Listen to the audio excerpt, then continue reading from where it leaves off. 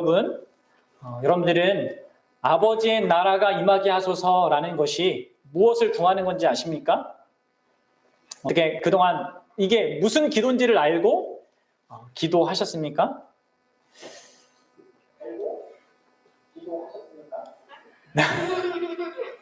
왜 뭐 따라 나오는데?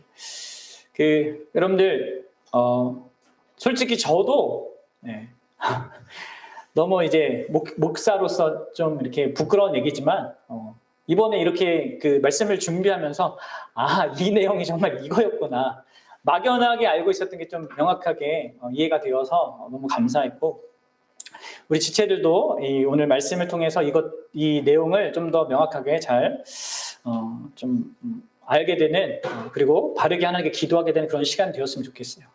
먼저 우리가 이 부분을 명확하게 하기 위해서는 알아야 될 게 있는데요. 먼저 하나님의 나라가 뭐냐, 그렇죠? 그리고 하나님의 나라가 임하는 건 또 뭐냐, 이 두 가지 일단, 그러니까 그 나라, 당신의 나라가 무엇인지, 또 그 나라가 임하는 게 무엇인지, 이것에 대한 what에 대한 이것을 한번 생각해보고, 그 다음에 why, 왜 우리가 이 기도를 해야 되는지, 왜 이 기도가 우리에게 필요한지, 그리고 마지막으로는 어떻게 이 기도를 하는지, 어떠한 모습과 자세로 해야 되는지, 이러한 것들을 한번 좀 같이 생각해 보고자 합니다.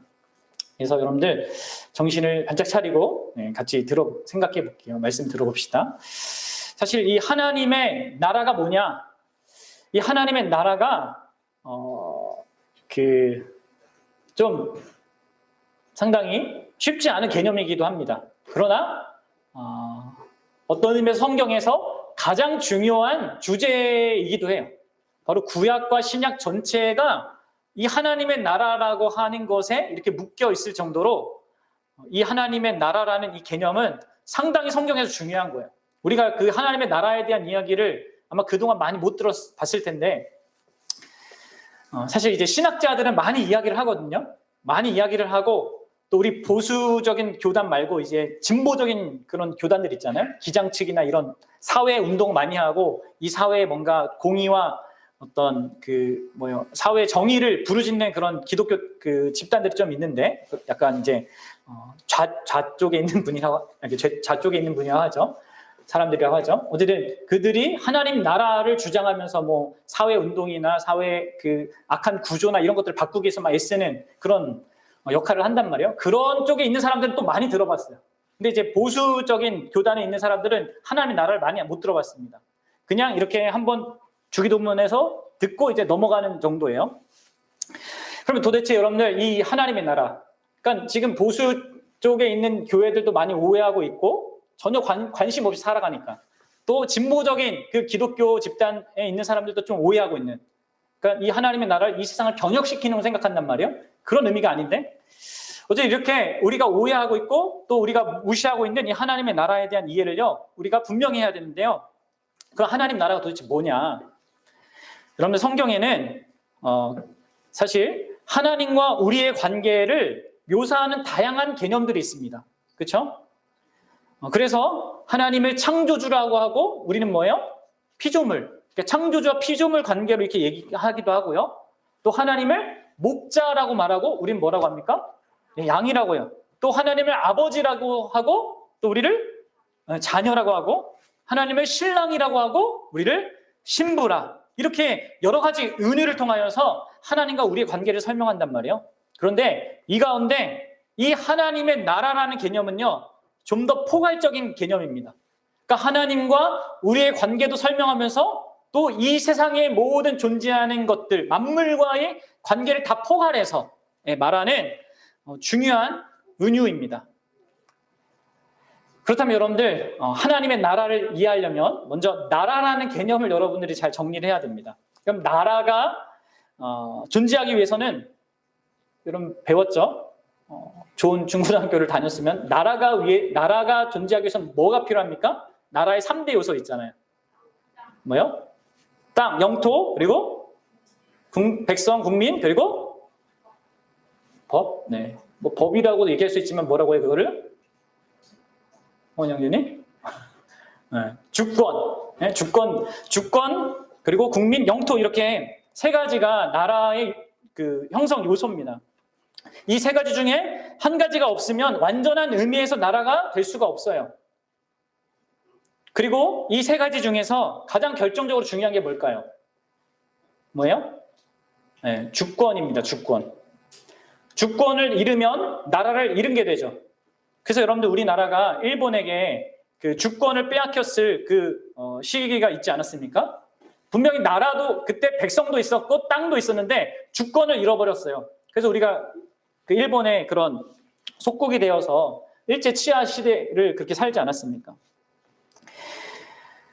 그리고 그 일본으로부터 주권을 독립해서 이렇게 나라를 되찾을 때 바로 주권을 되찾은 것이었어요. 그래서 여러분 여기서 이 나라의 3대 요소 중에 주권이 제일 중요한데 이 주권, 이 나라의 주권을 누가 가지고 있느냐에 따라서 또 나라의 형태가 달라져요. 여러분들 지금 사회 시간이 돼버렸는데 어쨌든 이해하기 위해서 중요하니까. 자, 주권이 왕에게 있다. 그러면 어떤 국가입니까? 그게 왕정 국가예요. 그러면 주권이 국민에게 있다. 그러면 어떤 나라입니까? 그게 민주국가입니다.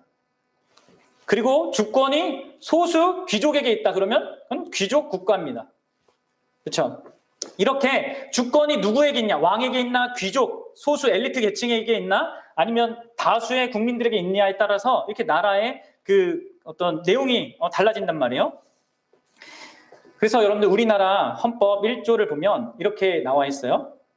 대한민국의 주권은 국민에게 속해 있다. 이렇게 돼 있단 말이에요. 모든 권력은 국민으로부터 나온다. 이게 대한민국의 주권에 관한 규정입니다. 우리나라는 그래서 민주사회, 민주국가인 거죠. 그리고 2조에는 대한민국 국민을 규정하는 내용이 나옵니다. 이거죠. 대한민국의 국민이 되는 요건은 법률로 정한다. 이렇게 돼 있어요. 국민 누구냐? 이것이 법으로 규정되어 있다. 이렇게 말합니다. 3조는 대한민국의 영토에 관한 겁니다. 대한민국 영토는 한반도와 그 부속 도서로 한다. 이렇게 헌법 1조, 2조, 3조가 다 주권, 국민, 영토 이렇게 중요한 순서대로 이렇게 개념이 나오고 있는 겁니다. 그러니까 하나님의 나라라고 할 때도 이런 식으로 우리가 이해할 수 있는 것이죠. 자, 그러면 하나님의 나라, 이게 뭐냐? 그러면 이 나라는요, 여기서 나라라는 것은요, 어떤 영어 단어를 번역한 건데 사실 정확한 번역은 아니에요. 왜냐하면 이 나라는 성경에 보면 영어로 보면 킹덤이거든요. 그러니까 사실 하나님의 나라보다 뭐가 맞아요? 하나님의 왕국이 맞아, 왕국. 그래서 여러분들이 하나님의 나라 할 때 항상 하나님의 왕국이라고 생각하셔야 됩니다. 그러니까 민주국가를 얘기하는 게 아닙니다. 민주나라, 이런 나라를 이렇게 생각하면 안 됩니다. 하나님의 나라는 근본적으로 왕정국가를 말해요. 자, 그렇다면 주권은 누구에게 있습니까? 주권은 왕이신 하나님에게 있는 겁니다. 그러면 국민은 뭡니까? 하나님 나라의 백성은 누굽니까? 하나님이 택한 백성들입니다. 그리고 영토는요? 영토는 뭐예요? 기본적으로는 모든 지구를 포함한 온 우주를 말하겠죠. 하나님이 다 창조하신 것이니까. 자, 여기까지 일단 설명을 하고요. 한 가지 우리가 또 주의를 기울여서 생각해 봐야 될 게 있어요.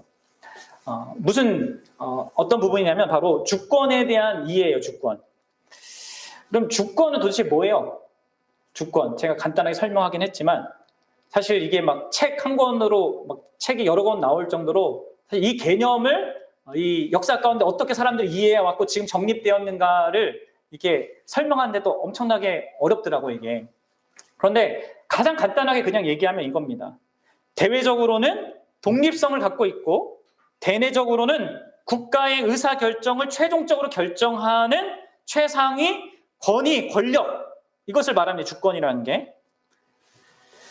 그리고 이러한 이 국가의 어떤 의사를 최종적으로 결정하는 그런 권위와 이 권력이 누구에게 있냐에 따라서 그게 아까처럼 나눠지는 겁니다. 왕에게 있냐, 국민에게 있냐, 그리고 어디요? 귀족들에게 있냐.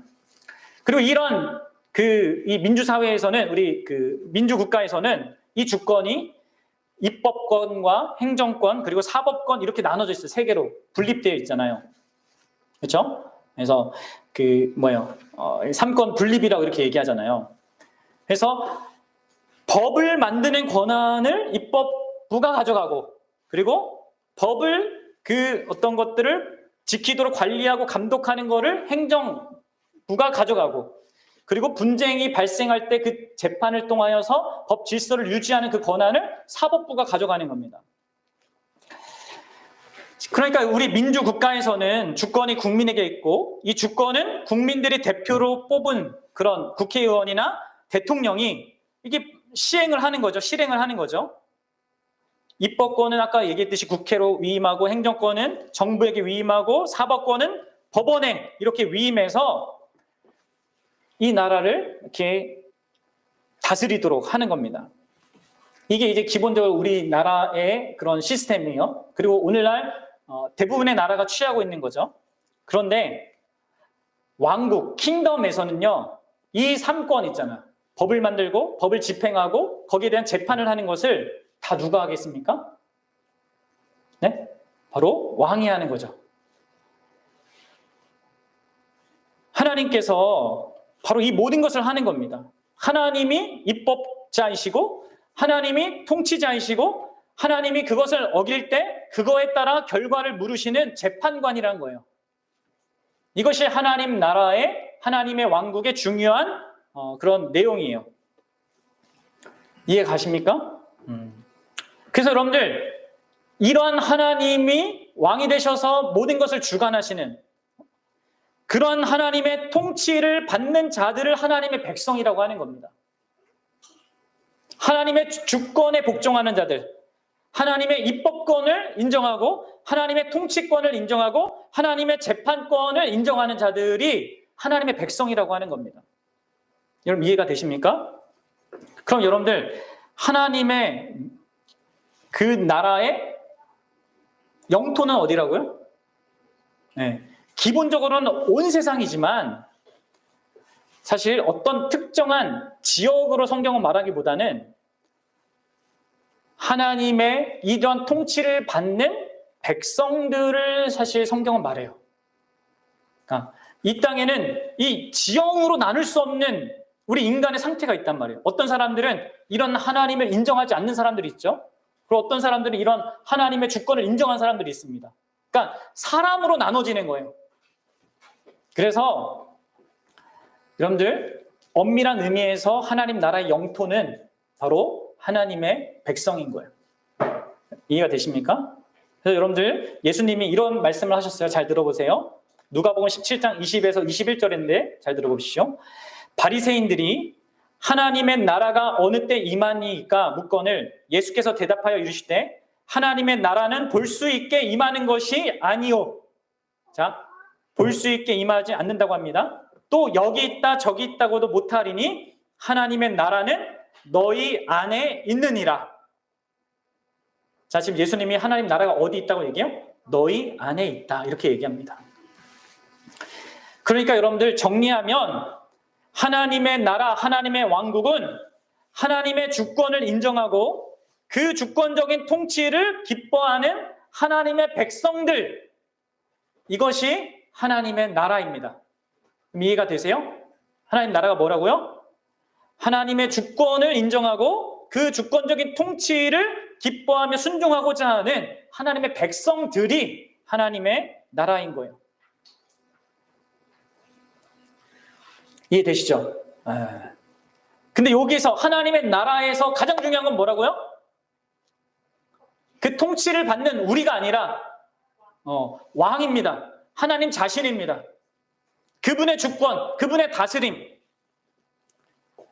하나님의 나라를 생각할 땐 우리는 항상 하나님이 왕으로서 다스린다는 것을 여러분 꼭 기억하셔야 합니다. 이것이 하나님 나라의 핵심이에요.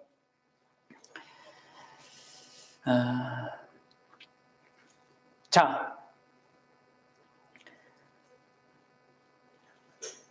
그러면 이러한 하나님의 나라라는 이 개념을 우리가 분명히 아는 가운데 우리 잠깐 성경 전체의 맥락을 한번 좀 생각해 볼 필요가 있어요. 제가 말씀드렸죠. 앞서 서두에서 하나님의 나라라는 관점으로 성경 전체를 우리가 이해하는 게 되게 중요한데, 성경이 다 에덴 동산에 있는 이야기부터 사실은 하나님의 나라에 대한 계속 설명이거든요.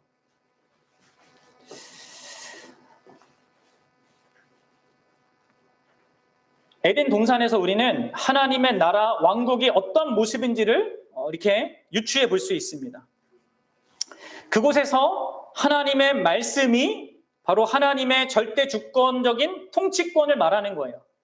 그리고 하나님의 백성은 누굽니까? 에덴 동산에서 아담과 하와죠. 그리고 이 아담과 하와가 그 하나님의 절대적인 주권, 그리고 그 주권으로 말미암아 말해진 것, 그 말씀하신 대로 순종하며 살았습니다. 그것이 이제 하나님 나라의 한 모습이었단 말이에요. 그런데 어떤 일이 벌어졌습니까? 영토는 에덴 동산이었고요. 그런데 어떤 일이 벌어졌어요? 바로 그 왕국이 인간이 하나님의 말씀, 하나님의 주권을 거절하고 반역함으로 말미암아 그 나라가 파괴된 겁니다. 무너진 겁니다. 그래서 여러분들, 여기서 죄는 뭡니까? 단순히 윤리적인 문제가 아닙니다. 하나님의 왕권, 하나님의 주권에 대한 반역을 말하는 거예요. 이게 죄의 이게 그 가장 핵심적인 내용이죠. 죄는 하나님의 주권을 무시하는 것이고, 스스로 주권자가 되어서 자기를 위해서 살고자, 자기가 입법권자가 되고 통치권자가 되고 재판권을 가진 자가 되는 겁니다. 그게 죄인이 되는 거예요, 그게. 그렇게 하여서 진정한 의미에서의 하나님을, 주권을 가지신 그 하나님을 반역하고 대적하는 게 죄란 말이에요. 그런 일이 에덴 동산에서 일어난 겁니다. 그리고 성경의 나머지 그 이후에 일어난 일들, 아담과 하와가 타락하고 일어난 나머지 모든 일들은요, 그 가운데 하나님이 하시는 모든 일들은 이 타락한 백성 중에서, 인간들 중에서 하나님이 한 무리의 그 사람들을 자기 백성으로 택하셔서 하나님의 그 주권적인 통치를 기뻐하는 그 자기 백성을 삼으시는 그런 이야기라는 거예요. 이게 성경 전체를 두 개로 딱 나누면 그렇게 볼 수 있는 거예요. 하나님 나라가 세워졌다가 죄로 말미암아 이렇게 무너졌는데 하나님이 다시 하나님 자신의 나라를 세우는 겁니다. 그리고 그 하나님의 나라를 세우는 그 일이 구약 성경에 계속 하나님이 예표로, 그러니까 앞으로 이런 나라를 세울 거다라는 것으로 힌트를 조금씩 줘가면서 이렇게 보이시는 거예요. 그래서 아브라함에게 하나님의 왕국, 그 하나님의 나라가 약속됐고, 나중에 다윗과 솔로몬에게 그 왕국, 하나님이 계획하셨던 그 왕국이 그림자처럼 잠깐 존재했습니다. 그리고 나중에 바로 예수 그리스도께서 이 땅에 오시면서 그분이 이렇게 얘기하셨어요. 뭐라고요? 하나님의 나라가 가까이 왔다. 그러니까 구약 시대 때는 조금씩 보여진 거예요. 그 나라가 어떠한 모습일지. 그리고 이제 예수님으로 말미암아 그 나라가 가까이 왔다라고 이렇게 얘기하고 있습니다. 그 나라가 선명하게 드러났다는 거예요. 하나님이 계획하신 그 나라가. 그리고 그 나라는 이제 예수 그리스도의 재림으로 완성이 됩니다. 이게 여러분 성경의 전체 이야기예요. 죄로 말미암아 무너졌던 하나님 나라가 다시 하나님이 주권적으로 역사하셔서 다시 하나님의 그 나라를 세우는, 완전한 나라를 이루시는, 그것이요 성경의 모든 내용의 그 줄기고요. 그리고 이 세상 역사의 흐름입니다. 이것이 이제 성경이 우리에게 말하는 하나님의 나라입니다. 그러면 여러분들, 이 하나님에게 주권이 있는 이 하나님의 나라, 이 왕국에서 하나님은 어떤 통치 원리를 가지고 이 나라를 다스릴까요? 네, 맞습니다. 하나님이 이 나라를 통치하시는 그 원리는 바로 사랑입니다. 왜 그래요? 하나님이 사랑이시기 때문에 그렇죠. 다시 말해서 하나님의 나라는 곧 사랑의 나라인 거예요. 자, 그럼 제가 이스라엘 그 솔로몬 다윗의 왕국이 하나님 나라의 그림자라고 했잖아요. 그 나라의 법이 뭐였습니까? 10계명이잖아요. 10계명을 포함한 많은 내용인데 10계명의 핵심이 뭐예요? 사랑이에요, 사랑. 하나님을 사랑하고 이웃을 사랑하는 것을 보여주는 거잖아요. 그게 그림자였단 말이에요. 근데 예수님이 오셔서 명확하게 얘기하죠. 하나님을 생명 다해 사랑하는 거, 이웃을 생명 다해 사랑하는 거, 이렇게 하나님 나라의 원리는 사랑이라는 것을 계속해서 말해왔단 말이에요. 그리고 그것이 예수 그리스도를 통해서 가장 선명하게 드러난 겁니다. 그래서 여러분들, 이 나라는요, 그 나라의 왕이신 하나님께서 사랑으로 통치하시고 사랑의 삶을 요구하는 그런 나라예요. 그리고 기꺼이 그렇게 사랑하고자 하는 백성들이 있는 나라라는 거예요.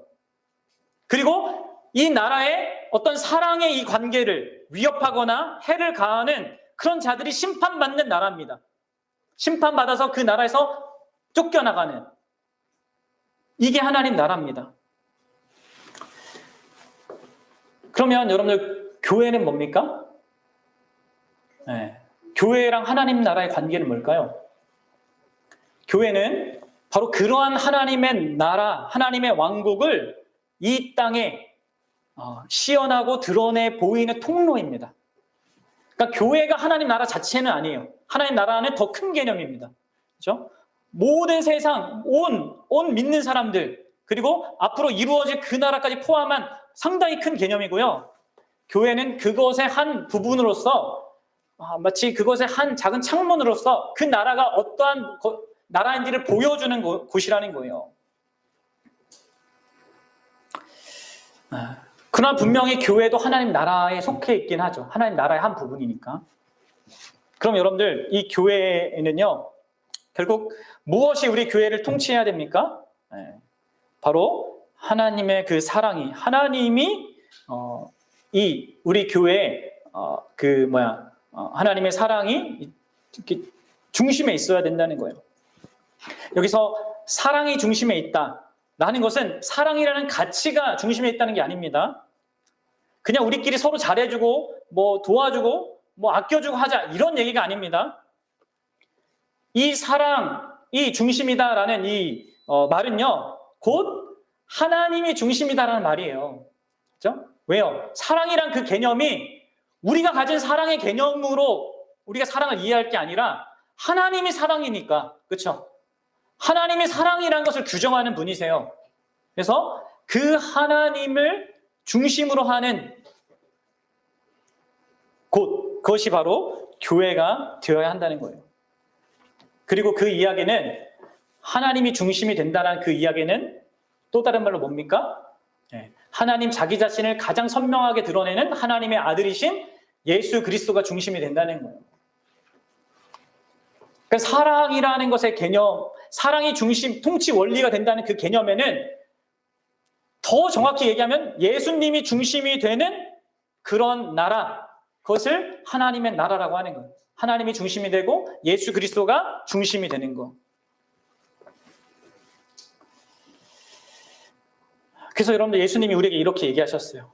새 계명을 너희에게 주노니 서로 사랑하라. 내가 너희를 사랑한 것 같이 너희도 서로 사랑하라. 사랑 여러분, 이 나라의 법칙이 이겁니다. 사랑이에요. 그리고 누가 그걸 규정하냐? 예수 그리스도 그분 자신이 규정합니다. 내가 너희를 사랑한 것처럼, 이게 사랑이고, 그 사랑으로 서로를 사랑하라 하신 그러한 통치 원리가 적용되는 게 교회이고요. 그 교회의 교회됨이 이제 확장돼서 진정한 의미의 하나님의 나라가 되는 거죠.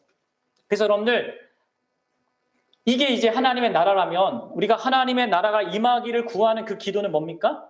뭐겠어요? 이제 여러분들 여기서 잘 적용해서 생각해야 돼요. 하나님의 나라가 임하기를 구하는 기도는 뭐예요? 무슨 기도의 이런 맥락에서? 뭡니까? 한마디로 하면 예수 그리스도가 우리 공동체에 더 분명해지는 겁니다. 그것이 여러분들 하나님의 나라가 임하기 위해서 기도하는 거예요. 그 나라의 왕이신 예수 그리스도가 우리 공동체에, 그리고 내 인생 가운데 더 선명해지는 겁니다. 그분이 우리를, 이 교회를 얼마나 사랑하는지, 어떻게 마음과 힘과 뜻을 다해서 우리를 사랑하셨는지, 이 사실이 더 분명해지기를 기도하는 거예요. 여러분들, 하나님 나라를 위해서 기도하는 게, 하나님 나라가 오십시오, 임하십시오 라고 하는 기도가 그 나라의 왕이신, 그 나라의 주권을 갖고 계신 그분이 우리에게 더 선명해지도록, 그분이 어떻게 우리를 사랑하시는지가 더 선명해지도록 기도하는 거라는 거예요. 또 나를 그렇게 사랑하실 뿐만 아니라 내 옆에 있는 지체들을 또한 어떻게 생명 다해 사랑하시는지, 이러한 그 예수 그리스도가 더 분명하게 선명하게 우리 공동체 가운데 임하는 것, 그 임재가 선명해지는 것, 그것이 여러분들 하나님의 나라를 구하는 겁니다. 여러분 아시겠습니까? 하나님 나라가 임하는 것이 단순히 모호한 어떤 일들에 대해서 우리가 구하는 것이 아니라 그 나라의 왕이신, 그 주권을 가지신 그 예수 그리스도가, 하나님의 그 주권을 대리로 이렇게 통치하신 그 예수 그리스도가 더 선명해지는 게, 그게 하나님 나라가 임하기를 위해서 기도하는 거라는 거죠. 아시겠어요? 그리고 여러분, 그렇게 여러분들이 기도할 때 어떤 일이 일어납니까? 바로 나의 나라가 무너집니다. 내가 중심이 되고 나를 위해서 모든 관계를 맺고 나의 어떤 이익과 아니면 손해를 기준으로 관계를 맺는 그런 나의 나라가 예수님이 선명해지면 무너지게 되는 거예요. 그래서 어떤 의미에서 여러분들 하나님의 나라가 임하게 하소서라는 것은 내 나라를 무너뜨려 주소서라고 기도하는 것과 맞습니다. 그러니까 상당히 무서운 기도죠. 내가 중심이 되고자 하는 거, 내가 이 공동체에서든 뭐 세상에서든 내 인생에서든 나를 중심으로 이렇게 살고자 하는 그것을 무너뜨려 달라는 그런 기도이기도 해요. 그리고 그렇게 나를 무너뜨려 달라는 그 기도는요, 또 다른 의미로는 사단의 나라를 무너뜨려 달라고 하는 기도입니다. 왜냐하면 사단은 언제나 나 중심성 있잖아요. 우리 안에 있는 그 죄, 내가 왕이 되고자 하는 그 죄와 그 죄로 말미암는 그 죽음 있잖아요. 죽음을 사용해서 우리를 이렇게 올가매거든요. 우리를 막 흔들거든요. 사단이 사용하는 게 나의 나라거든요. 그래서 내 나라가 무너지면 사단의 나라도 같이 무너지는 겁니다. 그래서 예수님이 이렇게 하나님의 나라가 임하도록 구하라고 하신 그것 속에는 이렇게 나의 나라가 무너지고 사단의 나라가 무너지는 것을 함께 구하는 것이 내포되어 있는 거예요. 예수님 앞에 모든 귀신들이 어떻게 반응했습니까? 막 덜덜덜 떨면서 나를 떠나주십시오 이렇게 하지 않아요. 사단하고 같이 있을 수가 없거든요. 하나님께서, 예수님께서. 그러니까 예수님이 임재하는 그곳에 그 사단의 권세가 떠나가는 겁니다. 그리고 이렇게 하나님의 나라가, 예수님의 임재가 이곳 가운데, 우리 교회 가운데, 내 삶 가운데 이렇게 임하도록 구하는 기도는 또 다른 의미로 다른 사람의 거듭남을 위해서 하는 기도이기도 해요. 예수님의 임재로 말미암아 그들도, 그들의 나라가 무너지고 그들을 올가매고 있는 그 사단의 나라가 무너져서 그들도 예수 그리스도를 보고 예수 그리스도의 그 나라에 들어가게 되는 그런 은혜를 구하는 거란 말이에요. 그러니까 이 하나님의 나라가 오기를 기도하는 것, 예수 그리스도께서 우리 인생 가운데 분명해지기를 기도하는 것이 다 이러한 맥락이 다 포함되어 있는 겁니다. 그리고 가장 결정적으로는 예수님이 다시 오시기를 구하는 겁니다. 하나님 나라가 임하기를 구하는 기도는요, 예수님께서 약속하신 대로 실제로 이 땅 가운데 다시 오는 것을 구하는 겁니다. 이 땅 사는 동안에는 하나님의 임재가 나 개인적으로 믿음에 의하여서 하나님 주신 믿음에 따라서 그 임재가 이렇게 점점점 선명해지지만 여전히 한계가 있습니다. 그래서 이 땅 사는 동안에는 부족함이 있어요. 하나님의 임재를 경험하고 그 나라에 속한 백성을 사는 데 있어서 연약함이 있단 말이에요. 그러니까 우리가 가장 소원해야 되는 게 뭐냐면 그 나라가 실제적으로 와서 우리가 예수님을 얼굴과 얼굴을 대면하여서 보는 겁니다. 그리하여서 하나님 나라가 완성되는 것, 그것을 우리가 구하는 것이죠. 그것이 여러분들 하나님의 나라가 이 땅 가운데 임하기를 구하는 겁니다. 아시겠어요? 네. 그래요. 여러분들 그러면 도대체 이 기도가 우리에게 필요하겠습니까? 응? 왜 이 기도가 필요할까요? 왜 이 기도가 우리에게 절실하게 필요할까요? 우리 교회의 상태를 보면 그렇죠. 우리 한국 교회를 보면 그렇죠. 뭡니까? 그 교회의 머리 대신, 왕 대신 그 예수님이 잘 안 보여요. 그래서 다 자기 멋대로 행동하고 말하고 서로 싸우고 다투고 한 게 한국 교회의 모습 아닙니까? 그렇죠? 자기 인생 가운데 예수 그리스도가 선명하면, 그리스도가 분명하면 여러분들 우리가 물론 완벽하진 않지만 그렇게 세상이 비난할 정도로 죄를 그렇게 막 범할 수 있겠습니까? 심지어 어떤 기독교인은 자신이 뭐 왕이에요. 하나님을 부리는 이게 그렇게 막 방송에 나와서 하는 사람도 있어요. 이거 엉터리인 거죠. 왕은 하나님이신데, 왕은 예수 그리스도인데. 우리의 죄 때문에 여러분들 우리는 이 기도가 너무나 필요합니다. 자기 중심성 때문에 이 기도가 필요합니다.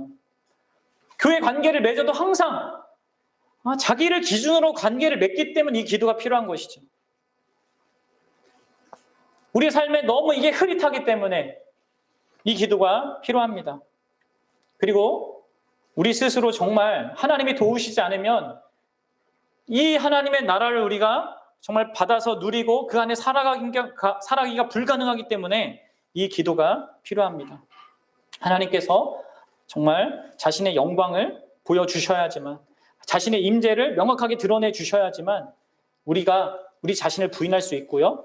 그리고 그분을 중심으로 해서 모든 것들을 생각할 수 있게 돼요. 교회 관계를 생각할 수 있게 돼요. 그리고 여러분들, 이 기도가 필요한 이유는 이것이 하나님의 궁극적인 목적이기 때문에 그렇습니다. 하나님이 결국은 이루실 것이기 때문에 그렇습니다. 우리가 불가능한 걸 구하는 게 아니라 하나님이 이루실 걸 구하는 거예요. 다만 구하는 자를 통하여서 하나님이 점점 더 선명하게 이루어 가시는 겁니다. 어떤 교회는 이거에 대한 기도가 없이 흐릿하게 가겠죠. 흐릿하게 가는 교회도 있을 것입니다. 그래서 하나님의 나라의 그 영광, 사랑이 통치하는 그 나라의 영광을 보여주지 못하고 서로 다투고 그냥 자기가 중심이 되는 엉망진창인 그 교회의 모습을 보이는 그런 교회들이 분명히 있을 거예요. 우리 교회가 그렇게 되지 않길 바랍니다. 정말 우리가 그래서 교회로서 함께 이 하나님의 나라가 임하기를 구하는 기도를 정말 간절하게 해야 됩니다. 그리고 반드시 하나님께서는 이것을 이루실 거예요. 우리가 진짜 교회가 맞다면 점점 이 부분에 있어서 선명하게 하나님은 응답하실 겁니다. 우리가 진정으로 이것을 바라고 구할 때 응답하게 되고 그러면 그럴수록 우리가 정말 하나님의 그 나라를 드러내는 복된 교회의 공동체가 될 것입니다. 사랑하는 여러분, 그렇다면 마지막으로 이 기도를 한다는 것은 어떤 삶의 마음의 자세를 갖고 사는 걸까요? 내 인생에 예수 그리스도가, 우리 교회에 예수 그리스도가 더 선명해지는 것을 위해서 우리가 기도한다면 우리가 어떤 자리에 있어야겠습니까? 내가 기도하는 하나님, 전에 얘기했지만 내가 어떤 공부에서 어떤 그 영역에서 내가 잘 하기 위해서는 그 영역에서 내가 하는 어떤 것이 있는 가운데 여러분 기도해야 되는 거잖아요. 그렇죠? 그거에 대한 마음도 없는데 한번 할 테면 해봅시오. 이렇게 우리가 기도하는 건 아니지 않습니까? 우리가 이것을 소망해야 될 뿐만 아니라 이것의 소망이 성취될 수 있는 그 자리에 우리가 있어야 되겠죠. 예수 그리스도께서 우리에게 선명하게 드러나는 그 자리에 우리가 있어야 된다는 거예요. 그 예수 그리스도를 더 알 수 있고 경험할 수 있고 배울 수 있는 그 자리를 사모하는 가운데 우리가 이걸 기도해야 된다는 겁니다. 사랑하는 여러분, 이 일에 여러분들 힘쓰셔야 돼요. 그렇죠? 올 한 해 우리가 하나님의 나라가 임하도록 같이 구할 때 여러분들은 어떤 자리에 있어야 되겠습니까? 바로 그 예수 그리스도를 더 온전히 알 수 있는 그 자리, 예배, 그리고 성경 읽기, 그리고 성도의 교제, 이러한 모든 하나님이 우리에게 주신 은혜의 방편들, 자기 자신을 알리시는 이 은혜의 방편들을 여러분 소중히 여기시고 그 자리에 참석하시고 거기에서 그 예수 그리스도의 선명한 그 함께하심을 보셔야 합니다. 그 여러분들이 그렇게 예수님이 더 여러분들 인생 가운데 선명해지면 선명해질수록 여러분들 더 그것을 구하게 될 겁니다. 아, 진짜 그분이 우리 가운데 왕이 되신다는 것이 얼마나 중요한지, 왜 그것이 우리에게 필요한지, 그로 말미암아 나의 삶과 나의 관계가 어떻게 달라지는지 그것을 경험하기 때문에 여러분들은 더 예수님을 구하게 될 것입니다. 이것이 여러분들 하나님의 나라, 그것을 구하는 거예요.